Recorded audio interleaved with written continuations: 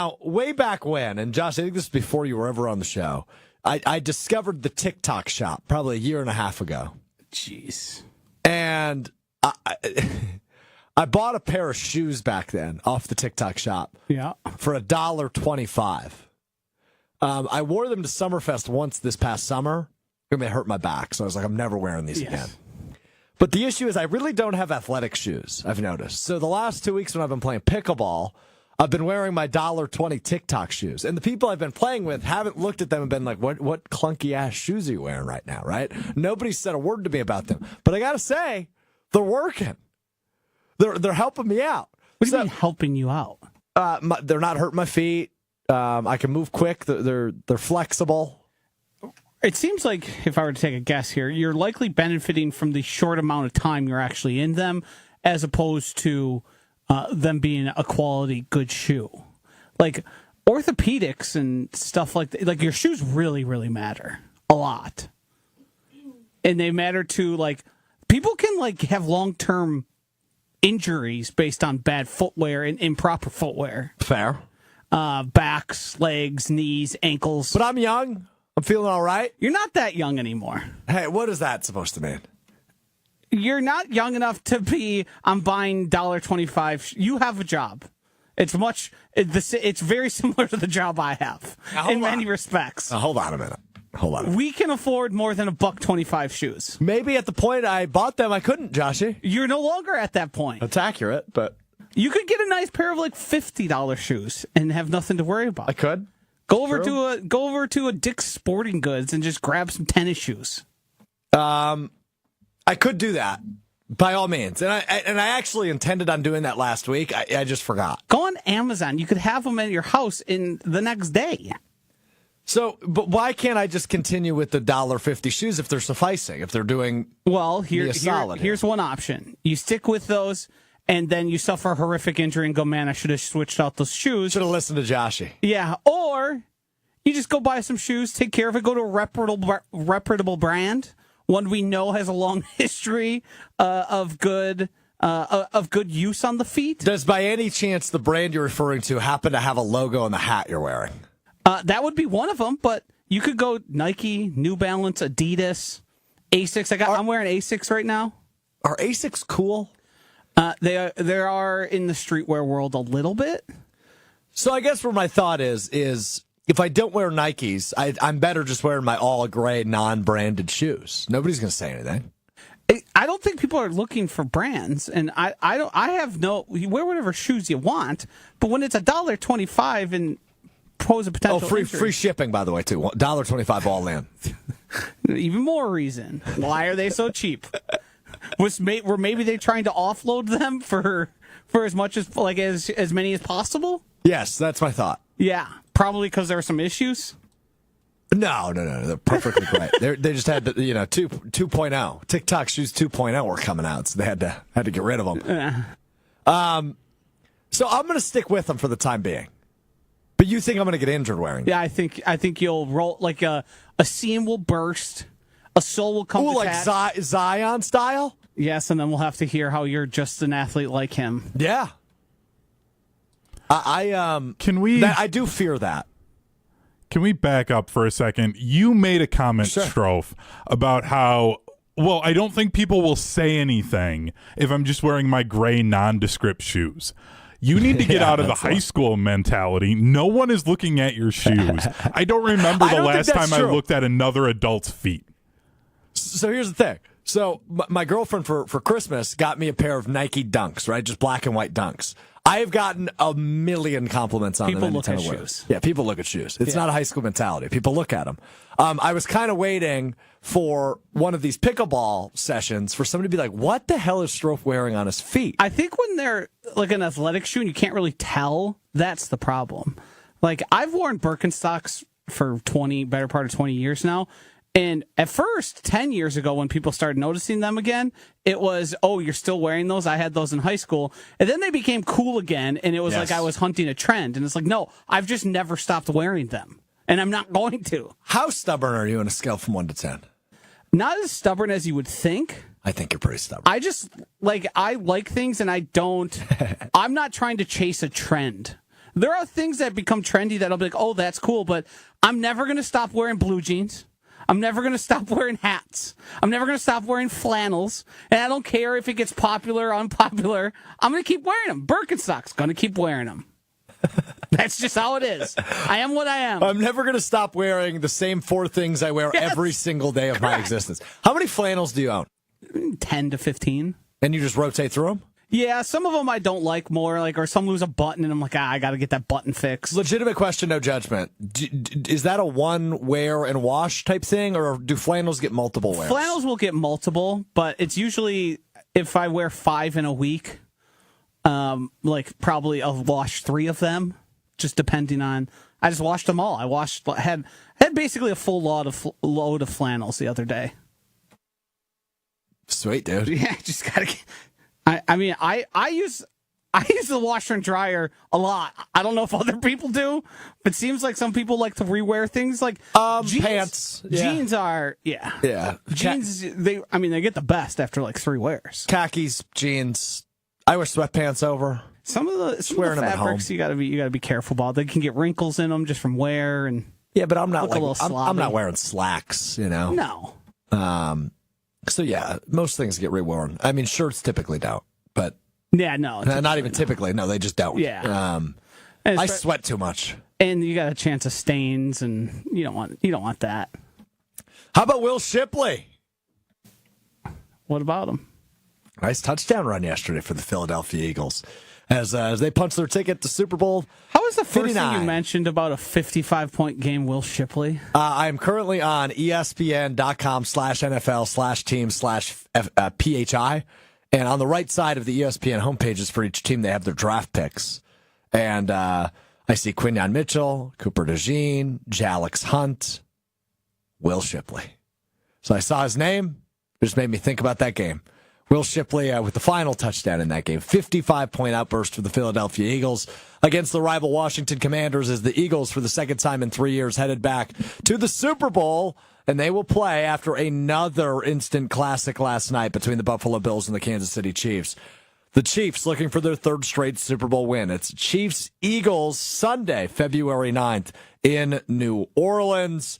And Joshy said it at the top. He's rooting for history. He's rooting for the three-peat. He's rooting to see Patrick Mahomes do stuff that no quarterback has ever done, or at least since Bart Starr has never done. I'm struggling on who to root for in this game because I'm cool with history. Don't get me wrong. And Mahomes and the Chiefs are fun. I still think they get the benefit of officiating sometimes and lack thereof sometimes. But that does not take away from their greatness. Patrick Mahomes is on the path to become, if not the second greatest quarterback in the history of the game, just in terms of winning, in terms of performance. I mean, they've won now 17 one-possession games in a row. They went 12-0 this year in one-possession games. You just can't bet against Andy Reid and Patrick Mahomes, and I definitely wouldn't in the Super Bowl, but this is a rooting thing. So I guess as a Green Bay Packers fan, you have to weigh the options. Option number 1 is root for a team to become the first team in the Super Bowl era and only the second team ever, technically third, but second franchise ever, to win 3 championships in a row. Or you root for the team that ended your season in the Philadelphia Eagles. I don't really love it either way. This is kind of a boring Super Bowl in terms of I love parity in the NFL. I've talked about this for weeks now. Parity is what makes the NFL so great, right? When you look at other leagues, typically you're seeing repeat offenders in the championship series. In baseball, it's the Yankees, it's the Dodgers. Every year, it seems one of 2 or both, obviously, in case of last year, are in the World Series. In the NBA, forever, it was the Golden State Warriors. A little bit of parity going on right now in terms of the champion year over year. But the NFL has always been the best at parity, despite Tom Brady and the Patriots getting there almost every year. There were years where other teams would sneak through. See the Pittsburgh Steelers, see the Baltimore Ravens. Obviously, at the end, see the Kansas City Chiefs. This just feels like there was no parity. At the beginning of the postseason, it felt like, okay, the Lions are really beat up and the Eagles are really good. They're probably going to get there. And who the heck is betting against the Chiefs? And that's what you got. You got a nice little surprise in the NFC Championship game of the Commanders, but entering that game, did anybody really believe the Commanders would win? Like, maybe they cover the 6.5, which obviously they didn't. But I don't think anybody entered yesterday's game between the Eagles and the Commanders going, yeah, the Commanders are going to win that one. The Chiefs go absolutely bonkers against a pretty weak and old defense. 55 points. Which means, statistically, the Packers held the Eagles, at least so far in the postseason, to the lowest offensive output, only 22 points scored in the wild card round. I really don't know who to root for. I want it to be a good game. I think I'm probably rooting for the Chiefs. I think I'm Team Joshy on that. I would imagine Hunter is also rooting for the Chiefs because he's a Cowboys fan, so I don't think he's rooting for the Eagles to win.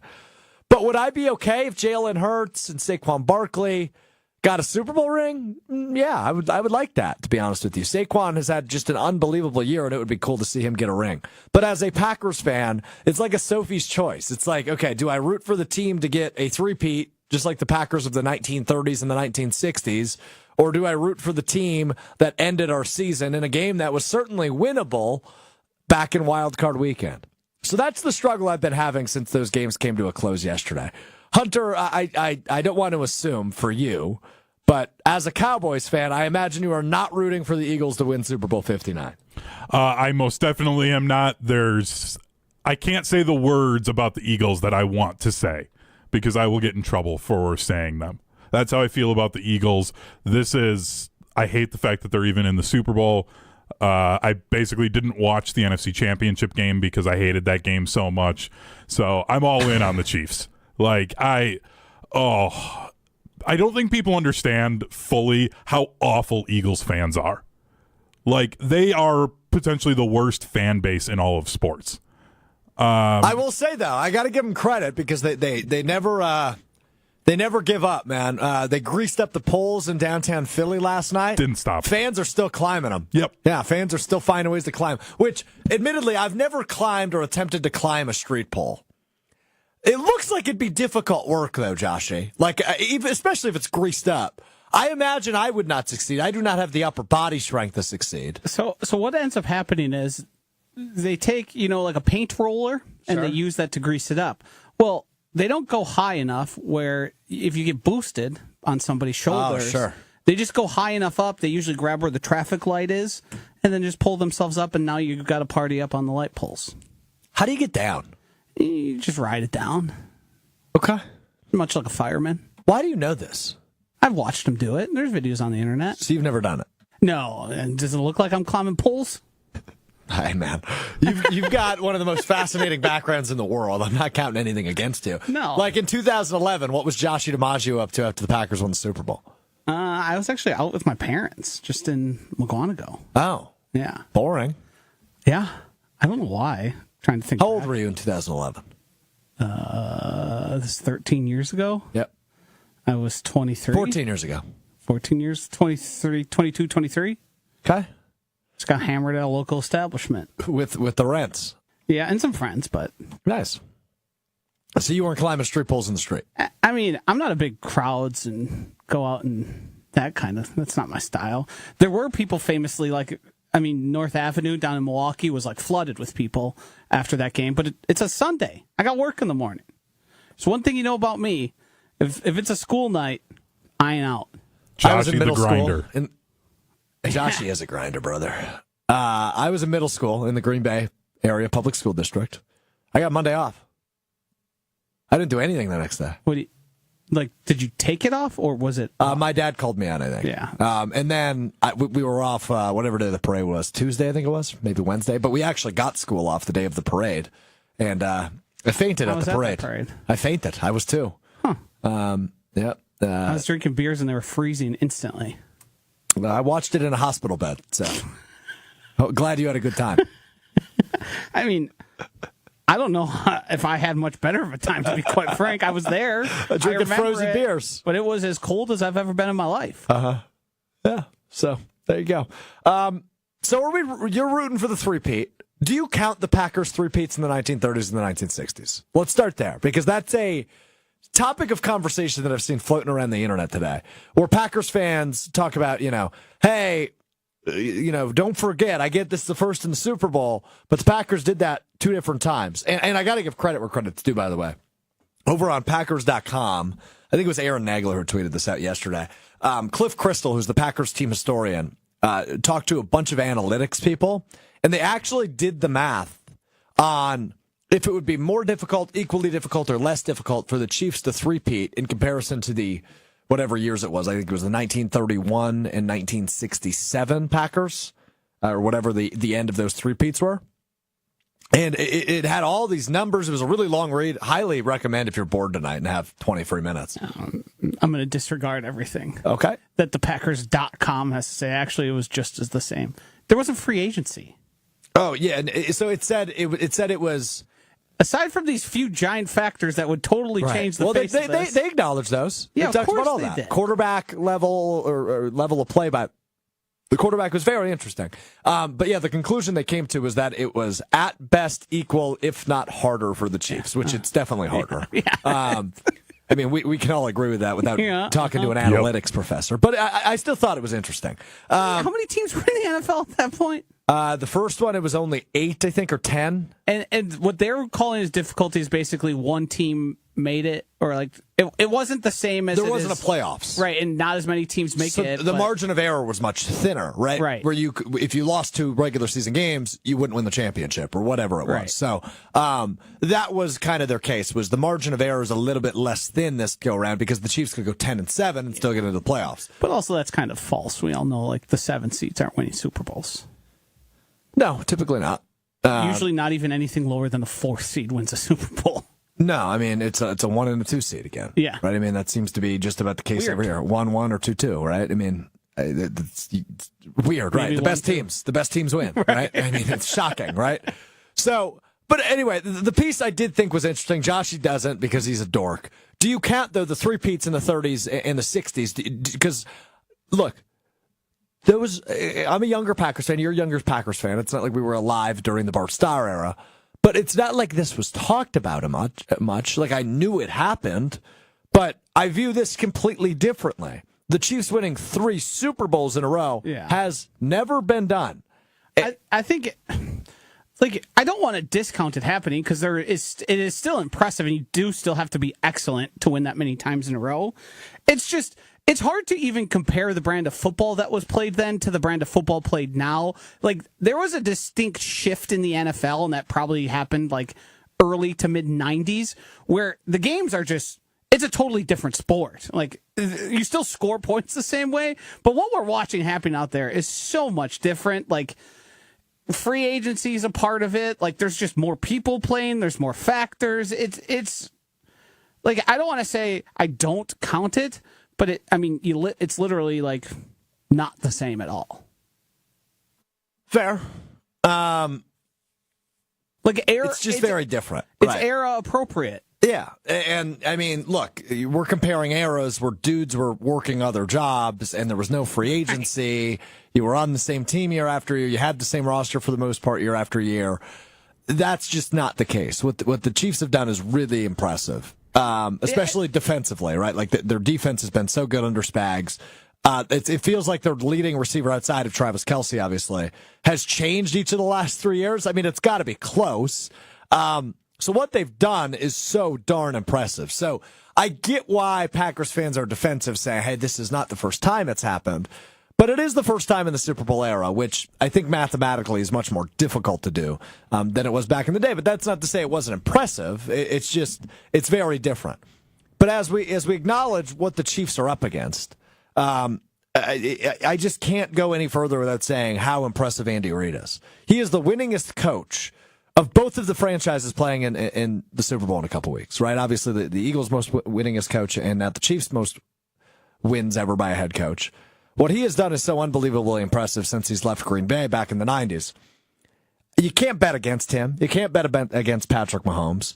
I think they're going to pull it off. But it is a little irritating because, back to my point, I love the parity in the National Football League. And to have a back-to-back-to-back champion feels like we got rid of that a little bit. Joshy, what are you Googling over there? I can tell you're in the research department. Yeah, I was just looking at the roster comparison of the 2020 Chiefs, the first time they won a Super Bowl to now.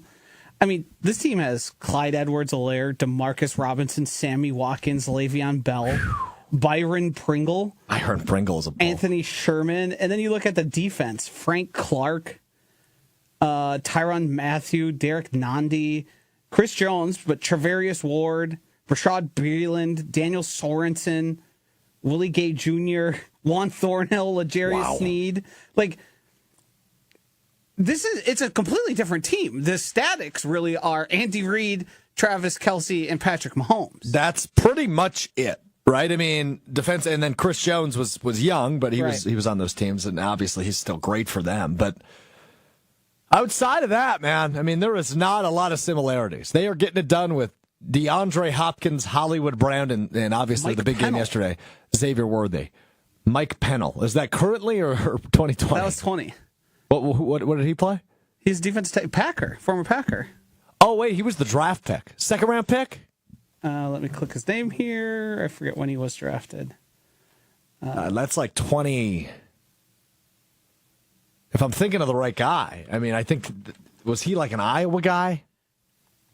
Or no, Arizona State guy, right? Yes. The Iowa guy you're thinking of was like Mike Daniels. Mike Daniels. Yeah. Yeah. 2014, he was undrafted free agent. Mike Pennell was with Jaron Elliott. We're number 64 for the Packers. Worst number ever. That's got to be up there.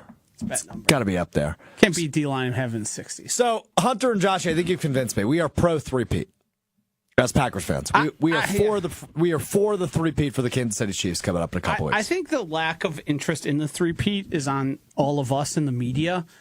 Everyone wanted to write the Lions story so bad. Everyone wanted to write the Bills story so bad. And then the most obvious one of ultimate excellence is the one that kind of fell to the back. And now, like, we did a poll on Jen Gabachui, the majority of people are rooting for the Eagles in this game. And I know the penalties and stuff is caught, but like, do we just hate dynasties now? Because Jordan and the Bulls was loved by everybody except who they were playing. Yep. Every person looks back on that era with such reverence that they made a documentary that like changed the world and everybody watched every single moment of like it was Game of Thrones or something. And every dynasty that we've currently had, or the ones I can remember, we all end up hating. And I'm not sure entirely why. Like, I know the penalties is the thing, which for some reason, I'm supposed to believe all 32 owners all agree that the Hunt family should get all the Super Bowls, and Jerry Jones isn't mad about that. Yeah. I just can't follow. Well, I don't get it, really. Of all of the owners, Jerry Jones is the one that would be like pushing back the hardest on that. Right. And the Cowboys would have gotten to an NFC championship game in the last 29 years. Like, that's the thing where that argument falls apart instantly. It's also weird to me that, like, we were messaging with Tausch about this a little bit going into this week, and Mark Tauscher was like, do people hate the Patriots or the Chiefs more and everything? And I don't get the Patriots. See, but I honestly feel like there are more people that are more adamantly anti-Chiefs. And it's weird considering the Patriots got caught cheating twice. And they did. I think to compare them, it's the longevity of the Patriots is what made people start to hate them. I don't feel like they were first hated that like first run, but when they came around the second time, it was very much, and I know that's how I was, of all right, I've seen this. I've had enough. This has been going on for 15 years. I don't need this anymore. But like he wakes up, they roll out of bed, and he's in championship games. He's in Super Bowls. Like this is excellence. We can't really. It's unmatched. Yeah, I think, Mahomes fatigue is real, just like Brady fatigue was real.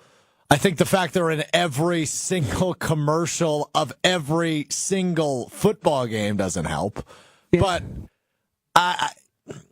I hear you. I think you're right, Hunter. I think there are more people that are vocally anti-Chiefs than there were but I think anti-Patriots was just like something everybody got behind. Yeah. Right, towards the end. But I don't know. I was looking back at your poll you referenced, Josh, and Jake gave it to you. It was Chiefs three-peat. Who are you rooting for? Chiefs three-peat, Eagles, or no one? 56% of people said no one. Yeah. Is that how disinteresting the Super Bowl is? I mean, put it this way: that 56% won't all be sitting it out. Well, here's what I was about to say, Josh. Right? Like, I'm never like Nate Burleson did at the end of that AFC Championship game last night. I am not going to tell you how to fan. Right? You are welcome to fan however you would like, but enjoy the final football game of the season, man. It's going to be a long time. We got one game left. One. I'm going to be watching Shrine Bowls and Senior Bowls. Hey, that's great football. Come on. It is good football. Joshy's getting his draft crushes figured out. But enjoy it. I mean, I get it. It's not the Packers in the Super Bowl, and that's sad, and hopefully they're there next year. But I get it's a repeat of a Super Bowl from 2 years ago. I understand all this. But this is still good football being played. This is still two really good, if not the two best two teams we saw all year in the NFL going head-to-head with a Super Bowl trophy on the line. This is still Patrick Mahomes chasing Tom Brady and trying to win his fourth Super Bowl, and he's not even 30 years old yet. Like, there is a lot of appealing parts of this game, despite the fact that, yeah, we just saw it 2 years ago, and yeah, I'm fatigued by the Chiefs, but enjoy it. There's one game left. Go ahead, Joshy. Are you guys like me in terms of watching sports where even if I have no dog in the fight, by the end of the game, I'll have somebody I desperately want to win. Yes. And like my brain just takes over. And it can be for any reason. And it could be teams I never expected. Like, I'm always going to root against Notre Dame or Ohio State or teams like that. Like, there are some teams where it's just sworn enemies. But like, I could be watching Oklahoma City Thunder and Denver Nuggets game, and by the end of it, I'm going to have somebody I'm rooting for, and I have no idea why. Let's go, Hamadou Diallo! Yeah, no, I'm with you. So yesterday, I literally found myself, I was cooking towards the end. I was making a late dinner at the end of Bills Chiefs. And I found myself during that final drive, I kept yelling, "Come on, Josh!" I was first naming him. It's not my quarterback. Come on, Josh! So yeah, definitely. I mean, I was always rooting for the Bills in that game. But I think, and maybe I'll sit like this until Super Bowl Sunday. Like, I really don't have a dog in this fight. I think I'm rooting for the Chiefs. But like I said before, I wouldn't be upset if Saquon Barkley got a ring, because that guy is such an unbelievable player, and it would be an unreal end to what is like Jalen Hurts. Career year for him, right? And Jalen Hurts is a guy who I think it'd be really cool to see him get a ring at his second crack at it. Sirianni, I really don't care for. He's but kind of a douche. Yeah. Zach Bond, obviously the former friend of show, by the way, Zach Bond. Who was on, I think, episode... He is going to get paid. He's going to get paid. Yeah, we're going to need to have him back. He might be too big time for you. That's the thing, man. When we had him on, it was like episode... So we're on episode 200... What is this, Hunter? 208. 208 of Mr. Relevant. Zach Bond was on episode 6. Wow. So that forefather. Yeah. Yeah. And this was prior to the Packers-Saints game, which was Jordan Love's home debut last year. When Bond was just like a special teamser for New Orleans. Yeah. I mean, his rise is so neat as a former Badger, going from a guy that, was in New Orleans for a couple of years, couldn't really carve out a defensive role, right? He was a special teamser, was able to hang on the roster because he was good, right? He's a great athlete. Goes to Philly, turns into a first-team All-Pro, and like you just said, Josh, he's on a one-year deal. He is going to get paid this offseason. So it's a really cool story. And the Badgers will have a Super Bowl champion linebacker one way or another. Leo Chanel, of course, who was the hero of last year's Super Bowl, looking to win another one here this year with Kansas City. Even though it was interference in the back of the end zone 2 weeks ago, him running down the field with the wide receiver is like, that's another level athleticism. There's like 5 guys at the position maybe who can do that. And Zach Bond was on a 1-year deal. He was originally like an edge guy, then moved to inside linebacker. And I mean, they don't quite, Micah Parsons has kind of gone exclusively outside at this point, but like he's like one of like Clay Matthews almost at that one stage of his career where he was playing both. Yeah, and it's like, yeah, he can get after the passer. He's also damn good as an inside linebacker. He can do a little bit of everything. Yeah, Chanel's athleticism is crazy. I mean, that guy's just cuckoo for Cocoa Puffs, though, right? Remember when he was at Wisconsin? He had death row written in so Sharpie hard on his arm. It was, and it was part of the grit something. The Don't grit tell me. factory. The Grit Factory, yes. On the hats, he was part of that era. But they made the mistake, though, because they put that on the field, so then they couldn't do NIL deals for shirts because they wore it onto the field during a game. It's so dumb. Yeah. It's so dumb. Just random thing. Nothing makes sense. You mentioned that final drive, and I need to get this off my chest because it's been driving me crazy with people complaining about the refs in this game. The Bills got the ball back with 3:33 left, 3 timeouts, and still the 2-minute warning. And James Cook, who had 134 all-purpose yards, didn't touch the ball on that drive. Like, just Ty Johnson, baby. Yeah, great.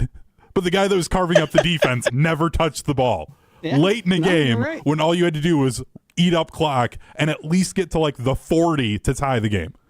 Like, it was on the Bills. And I just needed to make sure that we said that. Yeah, I would agree. I mean, did he have the first down at that one Here's point? the thing. Probably. Can I prove it? No. Cannot.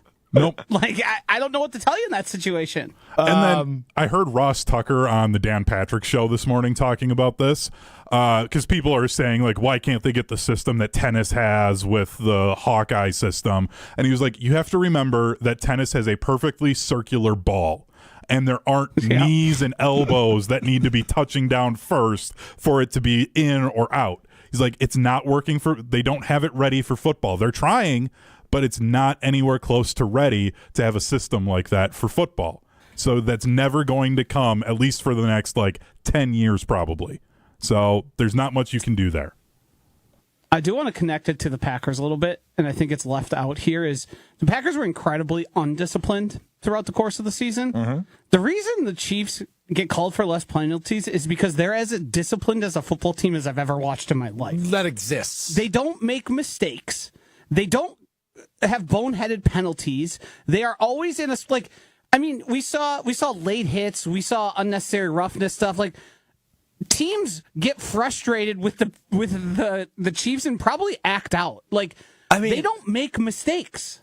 We saw one, and it was like, oh my God, they fumbled. They fumbled. Something's in the water out there. Well, the best part about that was they fumbled, and there was a penalty. Yes. And then 2 plays later, they gave it back, which was very fun because they don't, to your point, right? That is such a rarity for Kansas City.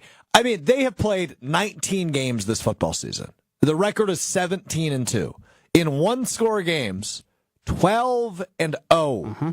That is absolute greatness. I mean, that is almost perfection. Yes.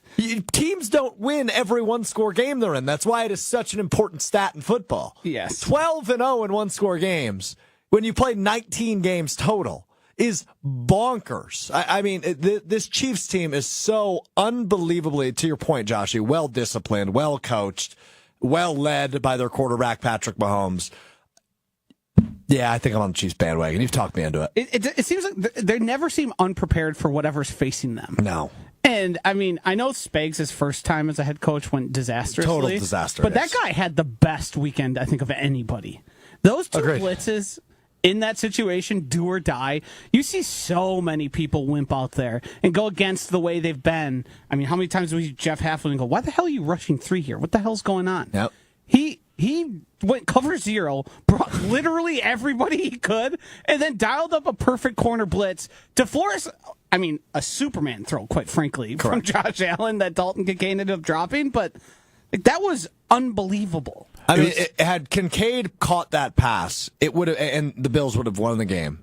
Had Kincaid caught it and the Bills won, that play would have been remembered David Tyree level. Yes. Right? It would have been one of the biggest, most important plays in football history. But, of course, naturally in Buffalo fashion, it ends as a heartbreaker. Just another one to add to the list. 8 road losses in the postseason in a row for Buffalo, by the way.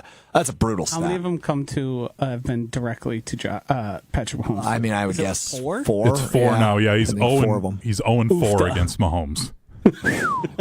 That is not... Imagine how good he'd be if he was in the NFC. Right, here's the thing, right? Think about Josh Allen. If I ask you the question right now, will Josh Allen ever win a Super Bowl? You probably say, yeah, probably. Yeah. But wait a minute. He has to beat Patrick Mahomes to win a Super Bowl. And I don't know if he's capable of doing it. Injuries could be in his favor, but then he's also got he's beat He's beat Lamar. Right. But it's not like you go out and you go, yeah, we're beating Lamar every time we go out there. No. And Joe he Burrow still is. looms. Yeah, exactly. That's the thing. He's got Burrow and Jackson still in that conference too. Like, and then don't forget about like the up and comers, right? You got like Justin Herbert in the AFC who could eventually evolve into something with Jim Harbaugh there. That is such a stacked conference. In the NFC, you got one team to worry about, maybe two, if the 49ers rebound. And it's the Philadelphia Eagles. I mean, they are that good, and they are going to be that good going forward. So I want to get into this when it comes to relation to the Green Bay Packers. We can just do it real brief. I want to point out a similarity and a difference, or a few, between these Super Bowl teams and the Packers. The differences will be easy, right? I mean, we can get through what the Packers' shortcomings are. But watching these two games yesterday, and Joshy and Hunter would love your opinion on this. Did you at any point yesterday go, oh, yeah, I can see the Packers doing that? Or, yeah, the Packers are good enough there. Because it was few and far between for me. But I would say, number one, rushing the football, the Packers are really good at. And they were really good at it this year, right? Seeing what Saquon was able to do. Seeing what the Chiefs were able to do with their slew of backs. Seeing what James Cook was able to do. Like, I believe Josh Jacobs can do that in a high-pressure situation. So I would say running the football, and obviously we have a carousel of backs in Green Bay. Marshawn Lloyd obviously going to make the jump next year, hopefully as long as he can stay healthy to get his first real NFL action. You still have Emmanuel Wilson. You still have my guy Chris Brooks. And, of course, led by Josh Jacobs. So when it comes to running the football, I feel good about where the Packers stand right now and seeing these four teams playing on Championship Sunday. The quarterback's not making a ton of mistakes. Jordan Love has in those high-pressure situations so far. Do we trust that he wouldn't or won't going forward? That's the thing I'm taking pause on a little bit. Because I'm a believer in Jordan Love. I think he can elevate into an amazing quarterback that can eventually lead this team to a Super Bowl. I do believe that. But as soon as next year, do we trust him to minimize mistakes in the highest pressure situations? Mahomes fumbled, but no other turnovers in that AFC Championship game. Do we trust Love to be that efficient and effective with the football as those two quarterbacks were? Still a little far away, but you could prove that to me in the regular season. The pass rush again this weekend is a big difference. Packers just don't have it. I like Jeff Halfway, but to Joshy's point that he just made a minute ago, Spags is dialing up the most creative things ever in the highest pressure situations. And here we are talking about the Chiefs in another Super Bowl. The other difference, and this is a problem we've talked about since the season ended, there's really not that number one guy, or nobody has elevated themselves as that number one guy. Xavier Worthy did for the Chiefs. Last week it was, of course, Travis Kelce, who is their number one pass-catching option. For Philadelphia, A.J. Brown making an impact in the NFC Championship game. Devontae Smith making a little bit of an impact in the NFC Championship game. Obviously, it was about Saquon and his 3 touchdowns, and Jalen Hurts on the ground and his 3 touchdowns. But they've still got number one true pass catchers. Packers don't have that. So when it comes to similarity, yeah, I feel good about the Packers' ability to rush the ball. I feel pretty good about their offensive line and their ability to protect Love. But I wasn't watching yesterday going, yeah, Packers could compete in this game, or the Packers belong in this game right this second. That doesn't mean they can't be next year. But I felt much more like they got to make some big moves this offseason in order to get to where we are watching yesterday. You mentioned it there. The thing that stuck out glaringly was the quarterbacks and using their legs. That is a big difference. And even there's no reason Jordan Love can't do what Patrick Mahomes was doing. I think he was obviously a little more reticent this year because of those injuries, and he probably passed up quite a few of them. In terms of playmaking ability, I didn't feel like Jalen Hurts was really good and accurate. He was. It really hadn't happened at any point this postseason. You could probably argue he just really didn't need to be all that often because they were manhandling every team they played. But I didn't come away overly discouraged because I'm also looking at through the lens of the Eagles are the best roster top to bottom. And they've done it because great opportunity at times has crossed them. Jalen Carter has some questionable character issues. He's a top 2 or 3 pick in the NFL. He slides to 9, which the Packers aren't usually drafting up there, and they hit an absolute home run. A.J. Brown for some reason, becomes available from Mike Vrabel, who thinks he's smarter than everyone else, and the Tennessee Titans, and they sign him to a long-term deal. Jalen Hurts, when he was drafted, they were laughed at. You took a running back in the second round, a guy who can't play football. He's pretty damn good. So they've blended great team building and going out and using all the avenues via trade, via free agency, and the draft to kind of build a team. Like, this Eagles team isn't going to stay this good and dominant forever. No. The difference also is you have 3 Hall of Famers on the Chiefs. There you go. Like, yeah, I would love Jordan Love to be one. I'd love Matt LaFleur and Tucker Kraft to join him. Yep. But those guys don't come around often. Is Chris Jones a Hall of Famer? Probably. Yeah. He might have 4. Yeah. So, and Tyreek Hill will probably be one himself, who was a large factor for years there. It's just, like, you have to build a team. You have to get better.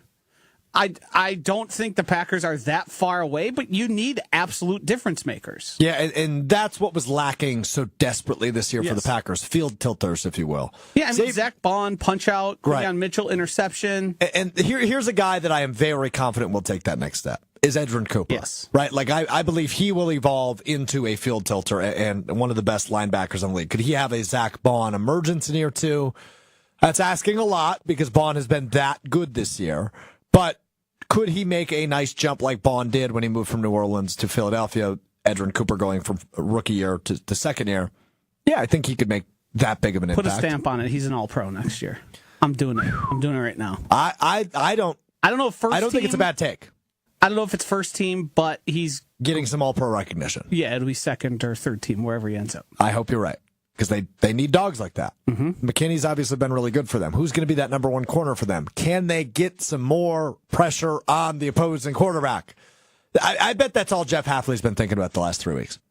How do I manufacture more pressure? Because they need to. And I mean, I think especially divisional round and then again yesterday, it's just so evident that great teams can create pressure. And the Packers struggled with that a lot this year. So that's kind of my biggest one for sure, but I don't know if that's players. I don't know if that's scheme. I don't know. Probably a little bit of both. Yeah, you got a 13th overall pick who can't be a sheet. Put a blocking dummy out there to LT and he'll get stonewalled. Lucas Van Ness slander here. Yeah, I mean, win a pass rush one time. Crepes.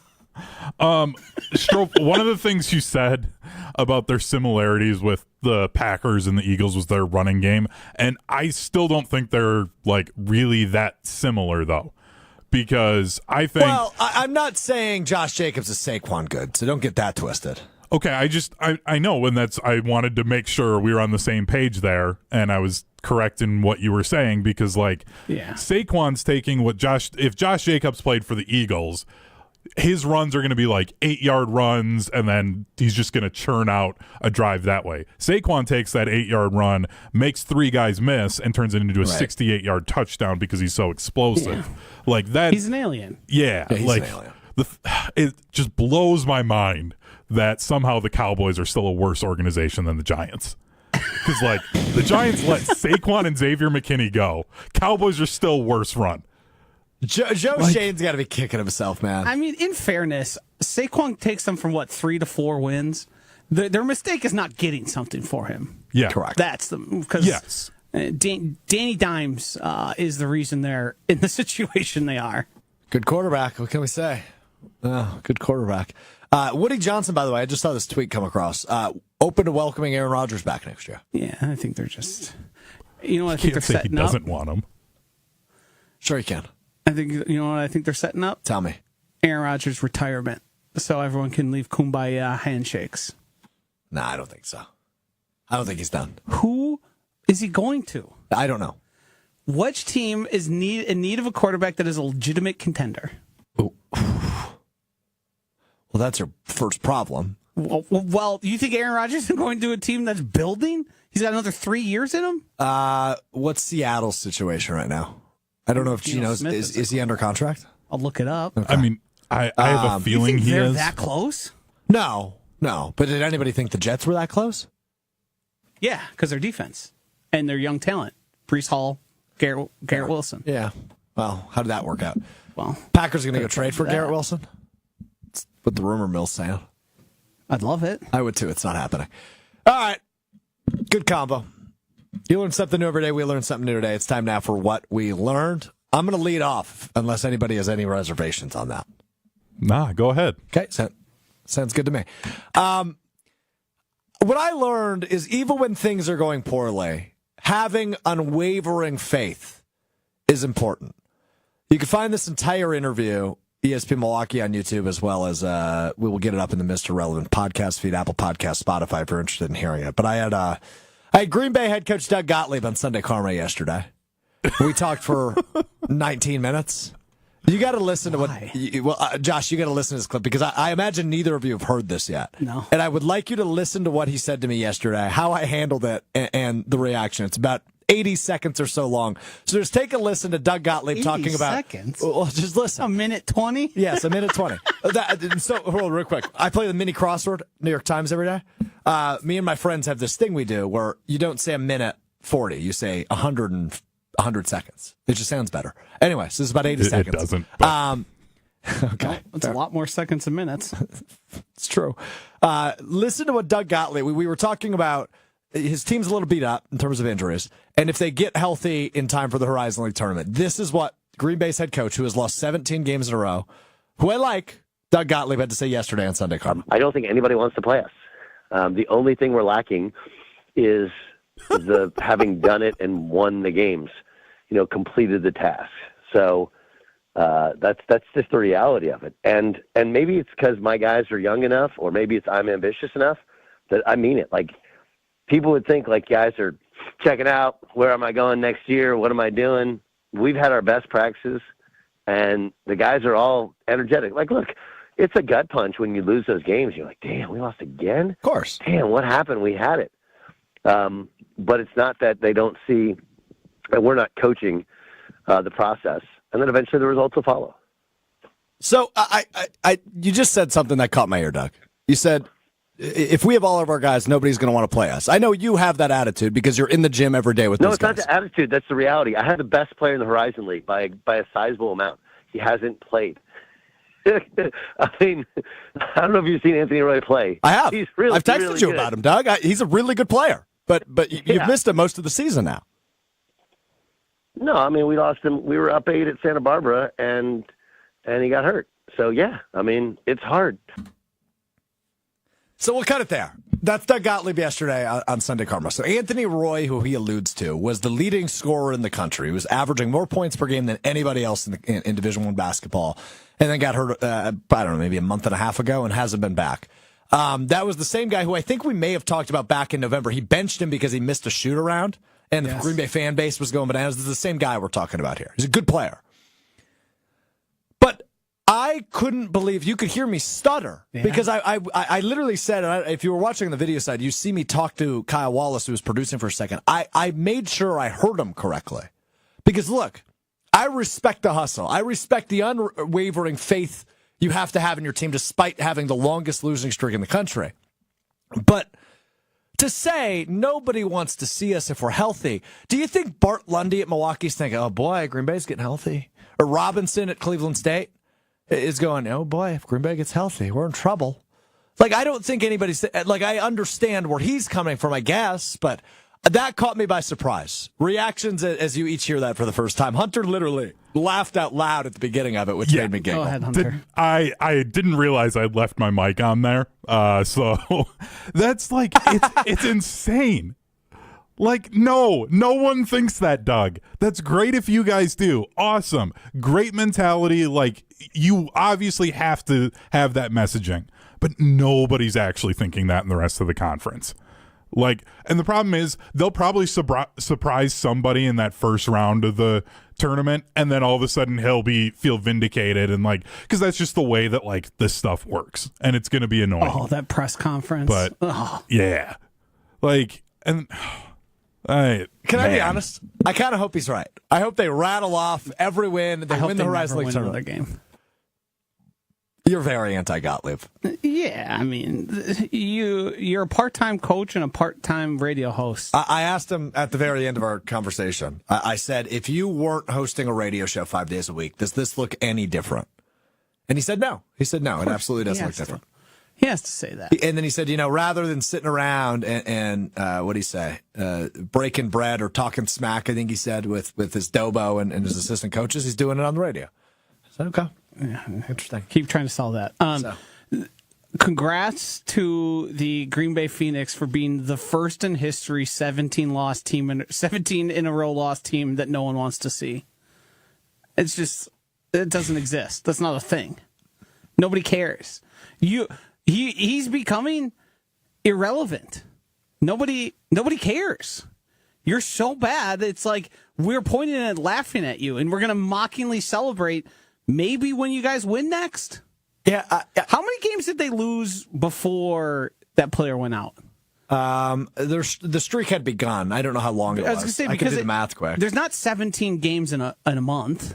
No, so they lost him at UC Santa Barbara. Just give me a minute, I'll pull it up. But to your point, I mean, the streak existed prior.